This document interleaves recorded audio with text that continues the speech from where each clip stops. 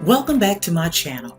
This channel, we talk about how to get an online teaching job, as well as how to teach online, and we also talk about tips and resources for automating various repetitive tasks while you teach online, just to make your courses more effective. Well, today we're going to discuss part 2 of how to teach online. If you haven't seen part 1, here's the link to part 1, and we talk about how you prepare your course in the learning management system before you teach online. This actual presentation is about teaching online, okay? So the first thing that you want to do, you typically will have a course book. That book will be given to you by your university. Maybe it's a book you wrote, maybe it's a book that you recommend, but you'll use that book as a guide for your course, and you'll also build out your course using the book table of contents. You'll want to review what's in the table of contents. You'll want to make sure that you align that with the objectives that your university says that you and the students will go over in the course. You want to have those objectives lined up, and you want to make sure that you pick resources in the book, chapters in the book, activities that align with the actual objectives for the course. So one of the things I do, because I teach health informatics, I teach intro to data science, intro to machine learning, and I also teach data visualization, as well as some other courses. But one of the things I do is typically take that book, go through it, make my course grid, and this grid is going to be for when you teach every week if you teach online. So as an online adjunct, I teach 2 hours, 1 day a week. So that means you got to provide us some presentation, some activities, or whatever you're going to need to teach and engage your course. So the first thing you want to do is you want to make the course your own. After you have that list of course readings, you might want to create some videos based on the subject matter. You might want to look for some open source videos, articles, anything that can make your course better, and also explain the concepts in multiple ways, because students view content in various ways. The other thing is you want to use your industry experience. This is the way you're going to fold in all your stories, your experiences, to make your course come alive. And more importantly, how do you want to transform your students' skill sets? Remember, they're coming to college, they are paying to come to college to learn a new skill, get a credential and a degree so they can go out into the world, get a position that they can use this information, or maybe they're starting their own business as an entrepreneur, or they could already be in a job and they want to move up. It's your job to take that book, make the course your own using that book, instill the objectives that the university says your student is going to go over, fold in your industry experience, and you certainly want to transform your student skill set from where they are today to where you want them to be. So the next thing is, when I think about my course, again, I talk about how I teach informatics. One of the courses I teach every summer is project management in health informatics. I've worked at Center for Disease Control, Department of Veterans Affairs. I've worked at United Healthcare. I've worked in various areas. I've worked at UAB, the medical college. I've worked in nephrology. So I have a real good background from even ICD-9 coding, doing audits of claims. I have that background. So now that I have the opportunity to teach a student about informatics and projects, working at Deloitte Consulting and doing projects for enterprise systems like electronic health records, different financial systems. We're going to be taking the concepts of project management, the analysis, the planning, the teamwork, the risks, the cost, the time, communication and control, and we're going to be layering it with health informatics. So what do I need to cover? I typically cover 4 things. the concepts, the foundational concepts. I also weave in context around these concepts. I provide examples in real world, whether it's research applied in various case studies, and then I provide practical application. This is where I transform my students' skill set right here. I also weave in commonly used terms. I use those terms when I'm speaking with the students so they get a sense of how do we communicate in this space, right? So then the next thing that I would do if I'm teaching online and you're seeing these slides, this is what I would do for the student. You don't want to make your slides all crazy with a whole bunch of words, but you would be making your presentation so that you can do this. And typically in a course, I don't have more than 8, maybe 10 slides for a 2-hour lecture. And I'm breaking up this lecture so that it's not monotonous.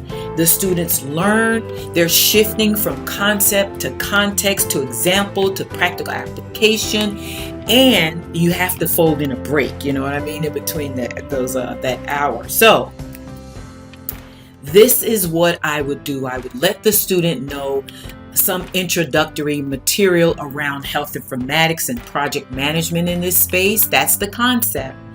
I would weave in the context. I would talk about health informatics and maybe the unique challenges due to this, the technology and the sensitivity of the application. You're thinking about healthcare, personal health information, personal health care, all these types of things. And then I would weave in an example and some opportunities for application, right? So let me show you what this might look like.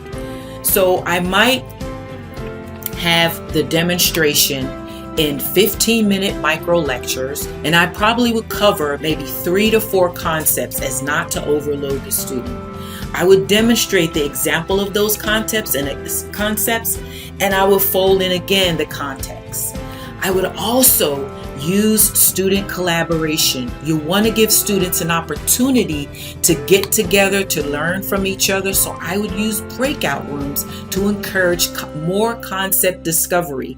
So with giving them various questions and activities that align with week 1 objectives for the course, then they would have an opportunity to do this several times throughout a 2-hour lecture. And I would have them come back and present their findings to the course. So for example, if we were doing an electronic health record application in a hospital or an electronic medical record, there's a difference between the two. I would do something like, all right, maybe students don't know what an electronic medical record looks like. So for application, I might take them to an open source EMR. And then this open source EMR is free. I would put in the user ID. I would also give them the link in the chat, and everyone would be doing it as I am doing it. I would put in I think it's password. Oh, no, it's PASS. And then I would give them an opportunity. Well, that doesn't seem like that's working, but I've already got it up for you. So here you go right here. This would be an opportunity for them to actually see what an electronic health record looks like, right? So this right here is the actual calendar. I could show them what a month looks like. This is the health record as the person who has a role as an administration. When the person checks in, they are maybe they're the intake person. When you come into the doctor, you remember, you check in for your appointment. So then the person would check them in. They might get some demographic information. They might get some, see if there are any messages. They might see if there are any reminders, any disclosures they have to sign. They might look at contact information. This is when you first come in and you're just checking in. Then they might transition to the nurse, and this is just showing you all the different areas that a person could see. they might want to look for a patient. So you show them how to search for a patient. You might want to take them to the payment section so they can see how payments are made. This is a great way for you as an instructor to get in there and show the students. So from a practical application perspective, you might tell them to go and look up patient records and look up a patient. Let's go to Finder. Have them look up a patient, and maybe you might say, you know what, I need you to find a certain thing there. Maybe there's some information that you want them to look at, or maybe you want them to put some information in, or maybe the question is, how did you find this open source EMR as far as how you navigate it? So then there's so many things that you could look at regarding this, and you could give your students this patient information, and it would help them. Okay, this is one way that you could work with your students on a collaboration and an activity.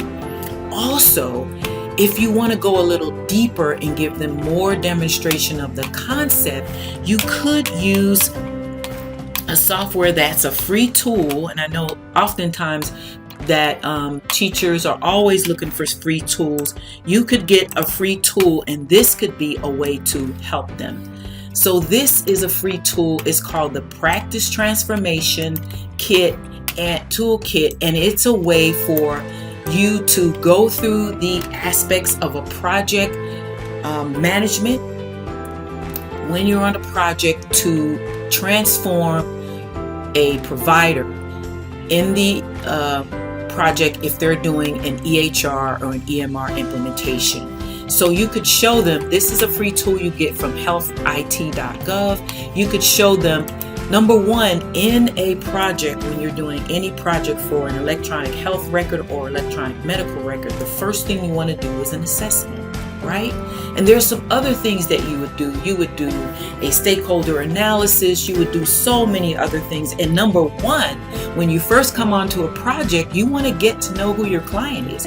I would read everything about my client, what they're doing, everything about them, so that I would understand. So I wouldn't just come in there running and talking and making a whole lot of noise and not saying anything. So this is a tool that if you don't know where to start on a project, you could leverage this tool, and it takes you through every step of the way of a project. It takes you through the assessment, getting ready. It takes you through change management. There's a primer there. It takes you through things like meaningful use and various provider incentives. It takes you through practice profile, so that you could get the actual practice profile. So from the staffing mix, you could go in and input the practice profile to get a sense of, okay, we're going to get this new EMR, EHR, but we don't know if we have enough people on staff, right?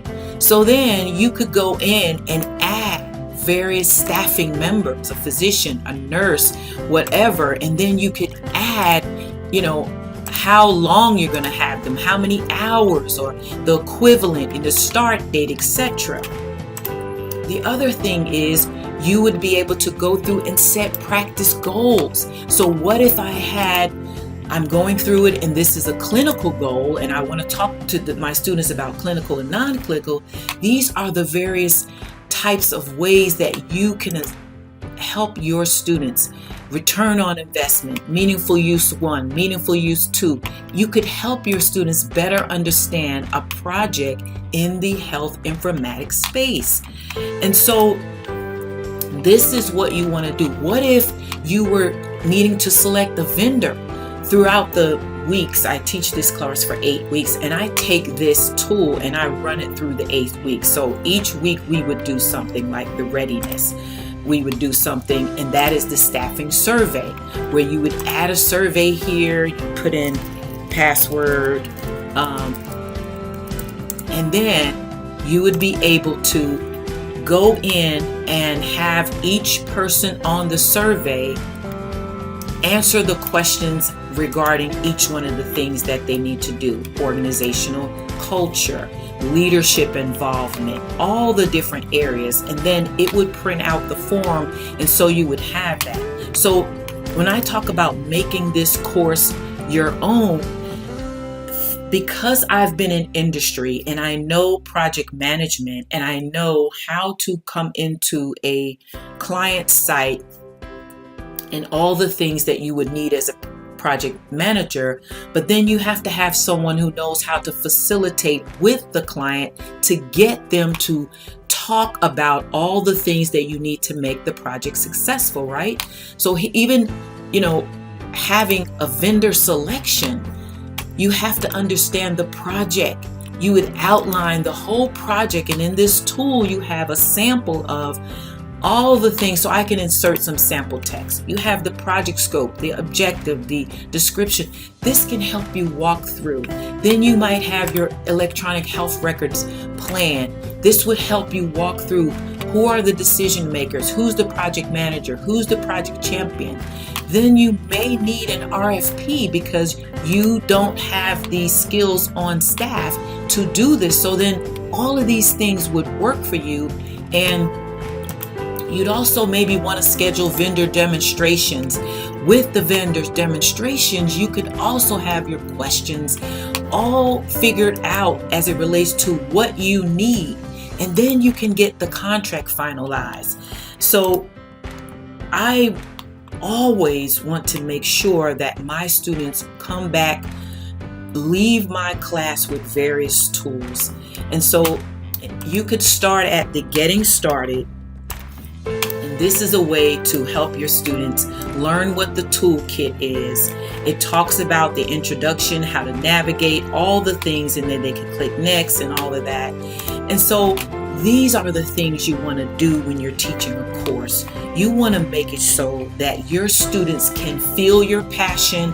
They're learning something, and today, for every week that you teach them, they can go away from that class today and go into their workplace or think and reflect on how they can use these skills, right?